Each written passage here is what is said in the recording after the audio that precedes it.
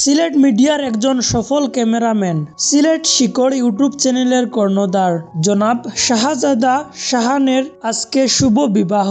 উনার বিয়েতে উপস্থিত আছেন ঈশা মিডিয়া প্রোডাকশনের সকল সদস্য, যেমন শাহেদ মুশারফ কোটাই মিয়া ভাই, কণ্ঠশিল্পী আকরাম ভাই, শিপন আহমদ মদরিস আলী ভাই, শিপলুর রাহাত আক্কেল আলী ভাই, আরও অনেক পরিচিত মুখ এখানে অনেকজনই উপস্থিত রয়েছেন।